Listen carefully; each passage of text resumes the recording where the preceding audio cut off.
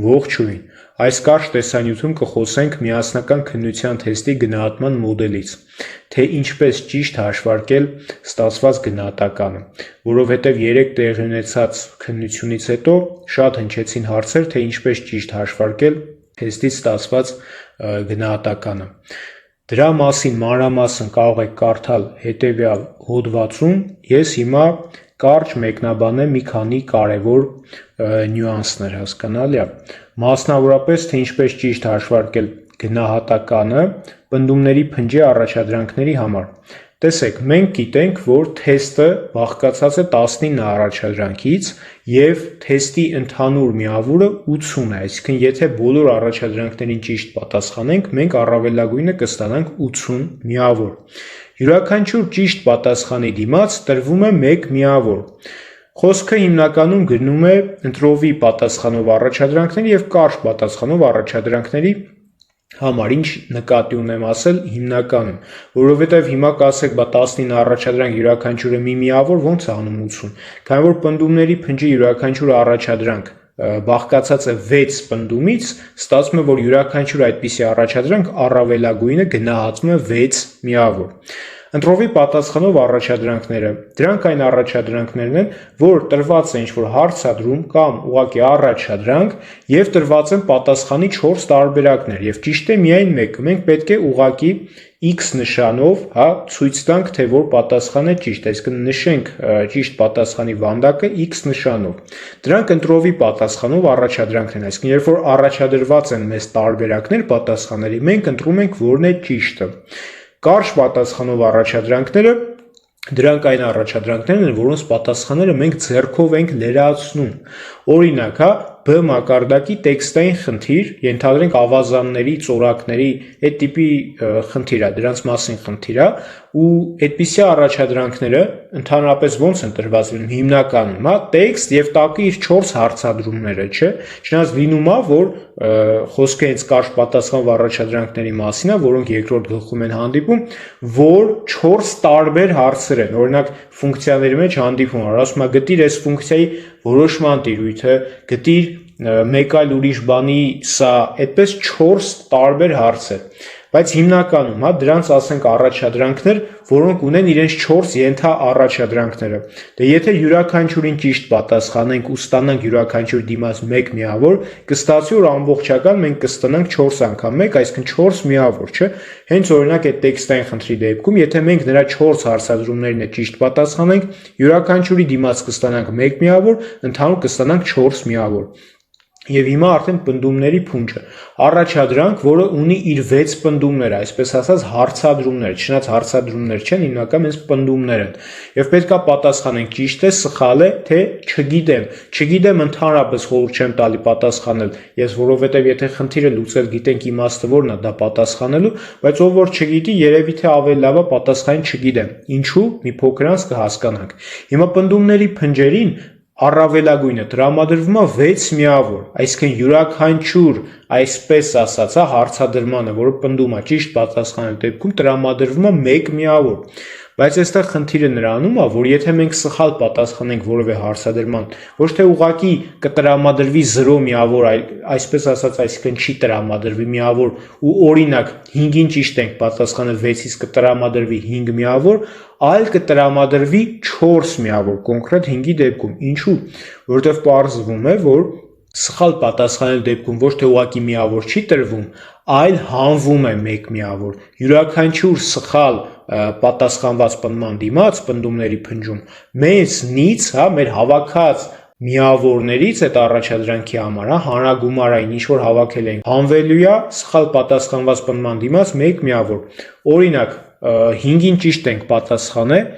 փաստորեն 1-ին սխալ ենք, չէ՞ պատասխանել, ուրեմն 5 ճիշտի համար մենք ստանում ենք 5 անգամ 1 5 միավոր, պլյուս 5 միավոր ունենք, այդ առաջադրանքի համար, բայց 1-ին է սխալ ենք պատասխանել, այսինքն 1 միավորը պետք է հանվի այդ սխալ պատասխանած պնդման դիմաց, հասկանալի է։ Ու ստացվում է, որ ոչ թե մենք 6-ից 5 միավոր ստացանք այդ առաջադրանքի դիմաց, այլ ստացանք պլյուս 5 հանած 1, այսինքն 4 միավոր։ Տեսեք, երբ որ մենք 1-ին սխալ ենք պատասխանում, 6 միավորից ոչ թե 5-ն ենք ստանում, այլ 4-ը։ Եթե 2-ին սխալ պատասխանենք, տեսեք, ստացվեց 4-ին ճիշտ ենք պատասխանել, ստացանք +4 միավոր, 2-ին սխալ հանվում է 2 միավոր, +4 հանած 2 տվեց 2, չէ՞։ Այսինքն ստացվեց, որ ընդամենը 2 միավոր ենք ստանում ամբողջ 6-ից, այսինքն այդ առաջադրանքի դիմաց առավելագույն, ամենաշատ 6-ից մենք ստացանք ընդամենը 2 միավոր, այն դեպքում, երբ որ 6-ից 4 պնդումի ենք ճիշտ պատասխանել։ Ինչ վերաբերում է 3 պնդմանը, 3 պնդման ճիշտ պատասխանության դեպքում մենք ստացանք +3 միավոր, բայց քանի որ պնդումների քանակը 6 է, ստացվեց, որ մյուս 3-ին մենք սխալ ենք պատասխանել, այսինքն հանվում է 3 միավոր եւ արդյունքում ստացվում է +3 հանած 3 կամ -3, արդյունքում 0, վերջ, ուրեմն այդ առաջադրանքի դիմաց մենք ստացանք 0։ Եվ ինչպես ուղեցույցում է ներկայացված, եթե ճիշտ պատասխանված պնդումների քանակը հավասար է պնդումների ընդհանուր քանակի կեսին կամ փոքր է քանակի կեսից, ուրեմն այդ առաջադրանքի դիմաց ստանում ենք 0 միավոր։ Ինչու՞, որովհետև օրինակ 3-ի դեպքում հասկացանք, որ 0 է, բայց եթե 2 կամ 1 ճիշտ պատասխան ենք տալի, նայենք օրինակ 2-ի դեպքը։ 2 ճիշտ պատասխան +2 միավոր, ստացվում է 4-ը սխալ -4 միավոր, +2 -4 ստացվեց -2 միավոր։ Եթե չասվեր, որ մենք 0 միավոր ենք ստանում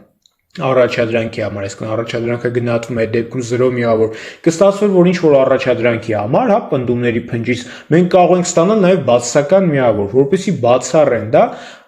տրված է, որ պնդումների քանակի կեսի կամ կեսից քչին ճիշտ պատասխանելու ժամանակ մենք առաջադրանքի համար ստանում ենք 0 միավոր։ Ներքևում դա ավելի հասկանալի, հա, մատչելի ու պարզ ձևով գրել եմ։ Տեսեք, 6 պնդումից 6-ին ճիշտ ենք պատասխանում, ստանում ենք 6 միավոր, 5-ին ճիշտ պատասխանելու դեպքում ոչ թե ստանում ենք 5 անգամ 1, այսինքն 5 միավոր, այլ 1 միավորը սխալի դիմաց հանվում է ու ստանում ենք +5 հանած 1 4 միավոր։ Եվ այդպես շարունակ։ Հետո, եթե պնդումների քանակի կեսից պակաս պնդումներին տրվի ճիշտ պատասխան, ապա հաշվարկների արդյունքում կստանանք բացասական թիվ, ոնց որ այն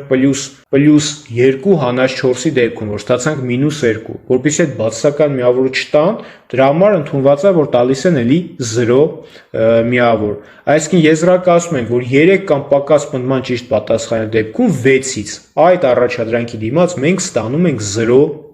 միավոր։ Հիմա ինչպես ճիշտ վերափոխել գնահատականները, բերելով 80 միավորանոց համակարգից 20 միավորանոց համակարգի, որովհետև միասնական քննության միավորը հաշվարկվում է 20 միավորանոց սանդղակով։ Դե դժվար չի կռահել, որ եթե 80 է ու պետքա գնահատվի 20-ով, պետքա բաժանենք 4-ի, բայց դա ճիշտ անելու համար մենք պետքա հետևյալ օրինաչափությունը պահենք կամ հետևենք հետևյալ կանոններին։ Օրինակ, ընտրովի պատասխանով առաջադրանք, այն որ 4 տարբերակները տրված ճիշտ էին ընտրում։ Յուրաքանչյուրին ճիշտ պատասխանի դեպքում ստանում ենք 1 միավոր, չէ՞։ Բայց դա 80 միավորանոց սանդղակով, ուրեմն 20 միավորանոց սանդղակով մենք կստանանք 1-ը բաժանած 4 0.25 միավոր։ Կարճ պատասխանով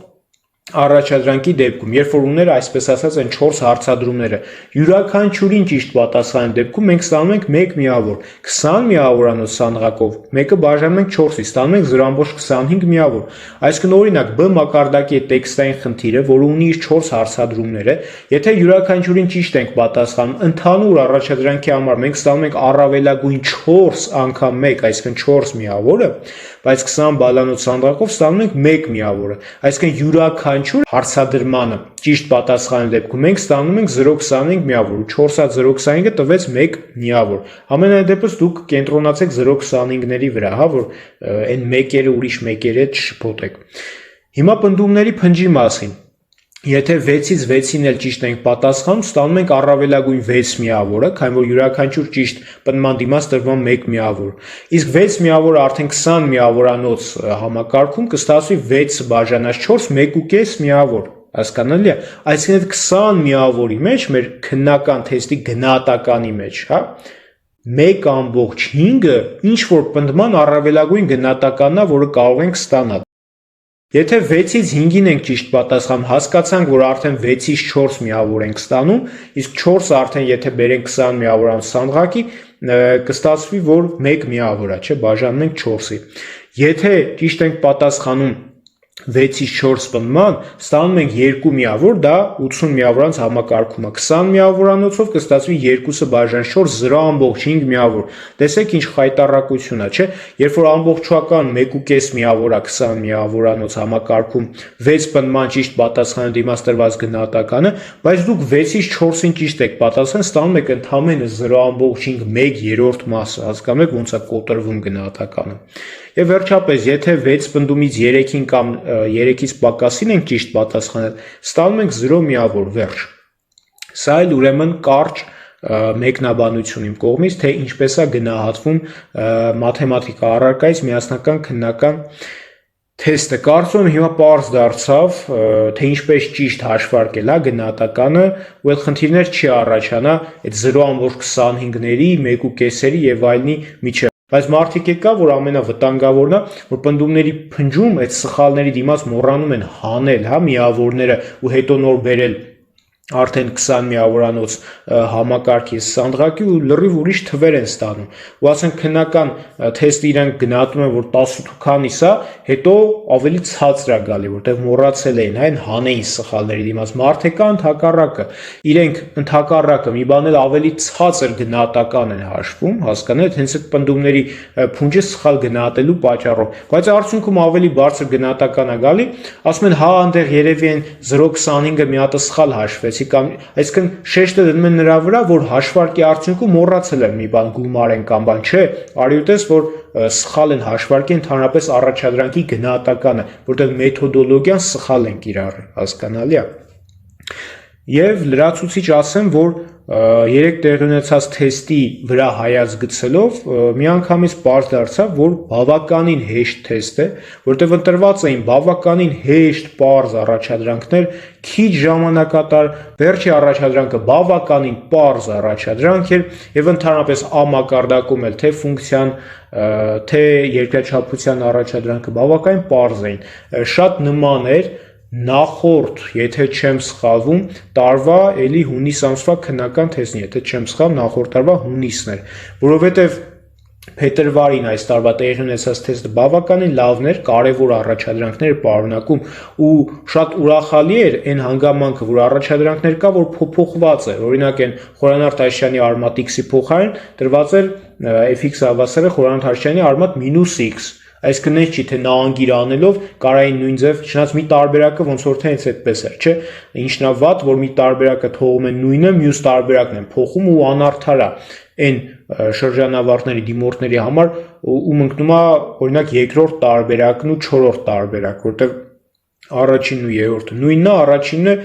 ասենք դնում է շտեմարանի նույն առաջադրանքը առանց փոփոխության, հա, կարող է միայն հարցադրումների մեջ շարադրանքը մի քիչ փոխվի կամ այնտեղ շտեմարանի մեջ ասում է հավասար է երկնից տանկյունը 45 այստեղ 45 այստեղ է, հիմա ասում է մեծ է կամ փոքր է, բայց ինչ վերաբերում է առաջադրանքի փոփոխությանը նկատում ենք արդեն մյուս տարբերակում, որ հենց նույն առաջադրանքը տրված չէ, այլ ձևա փոխված է, էլի անարդարության շատ մեծ գործոն է։ Ինչ վերաբերում է հենց այդ նույն փետրվար ամսվա թեստում, այն fx հավասար է, եթե չեմ սխալվում, կոսինուս x հանած x էր, թե գումարած x, բայց կոսինուսով էր գրված։ Այդ ֆունկցիան, ինչպես տեսանք, մի տարբերակում նույն շտեմարանի fx հավասար է սինուս x հանած x, թե գումարած x էր, այդքան էական չի, ամենայն դեպս սինուսով էր։ Ֆունկցիան, այդտեղ էլ անարդարության գործոնը շատ մեծ է,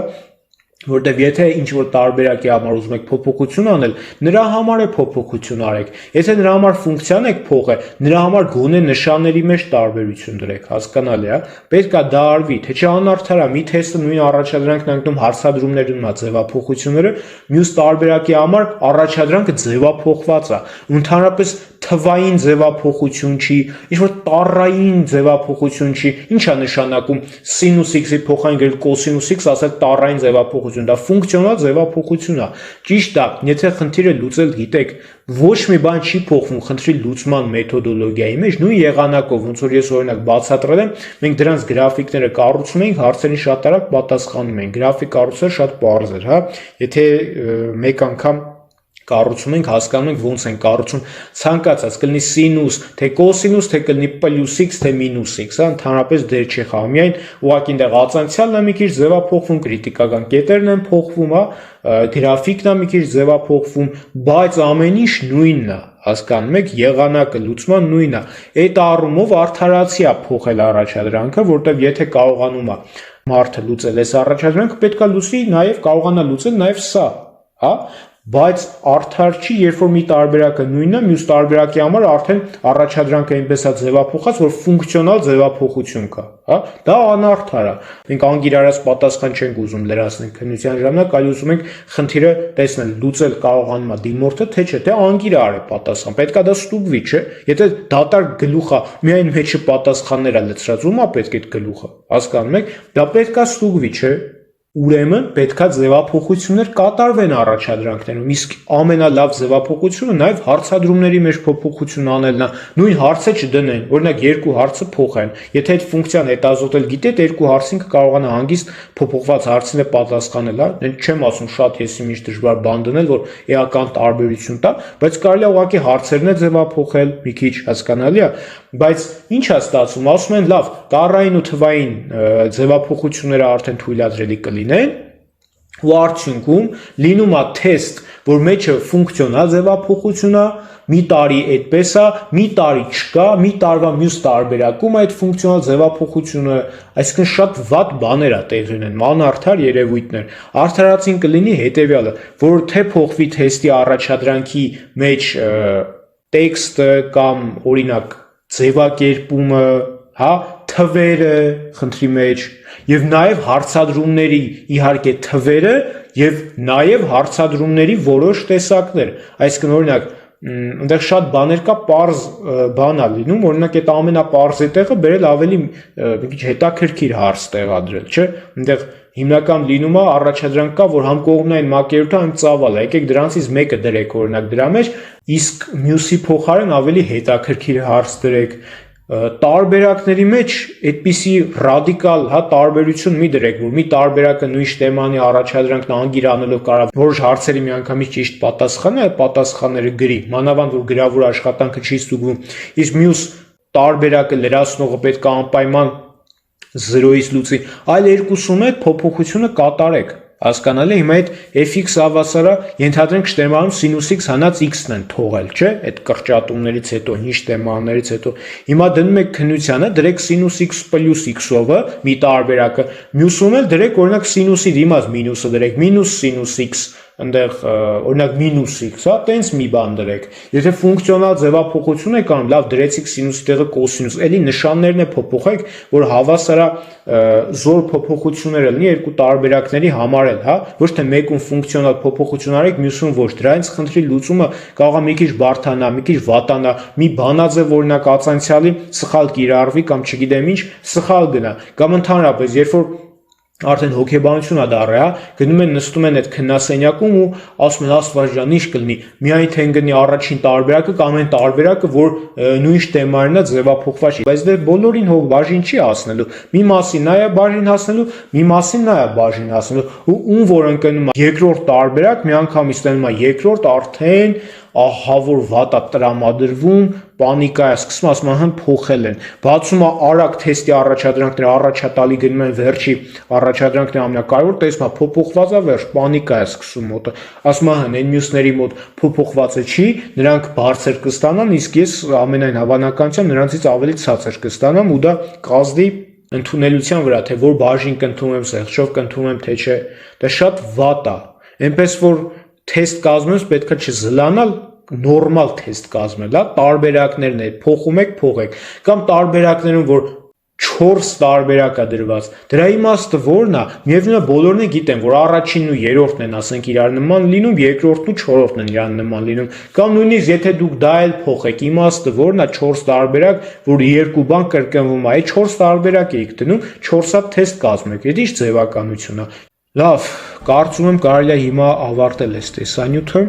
շնորհակալություն ուշադրության համար, շնորհակալություն, որ հետևում եք, լսում եք, հարցեր եք տալի, մեկ էլ ասեմ, որ ճիշտ է,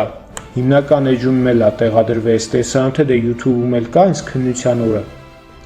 չէ, տեղադրեցի, այդ ժամանակ հասցրեցի միայն տեղադրել, բայց նույնիսկ այս տեսանյութը նայելուց կամ չգիտեմ, չնայելուց հետո նոր գրանցված օգտատերեր կան, որ էլի այդ կոճակի վրա 7 անգամ, 6 անգամ սեղմել էր, էլի, նորից եմ կրկնում, կայքի մեջով գնում կատարել հնարավոր չի, հասկանան, դեռևս հնարավոր չի, նորություններին հետևեք, որ այսպիսի խնդիրների առաջ չկանգնենք, հա, ես անդադ չտեսնեմ, որ նույն խնդիրը պահպանվում է, այլ ոնց ես ասեմ, որ ուշադիր եղեք, որ անիմաստ չանեք, եթե տեսանյութը չեք կամ կիսատ եք, հիմնական կիսատ եք դիտում, հետո մտնում եք գրանցվում, նորից չի ստացվում, դրա համար նորից եմ ասում, մինչև վերջ դիտեք, հա, որովհետև չգիտեք, որ այդ պահին ընդհատեցիք, դրանից հետո ինչ էր ասվելու այդ տեսանյութում։ Եթե դիտում եք, փորձեք մինչև վերջ, հա, եթե երկարատեսանյութ է, մաս-մաս դիտեք, մի քիչ հետո դիտեք, վաղը շարունակություն դիտեք, բայց մինչև վերջ դիտեք, որ ամեն ինչից տեղյակ լինեք։ Շնորհակալություն, կտեսնվենք հաջորդ տեսանյութերում։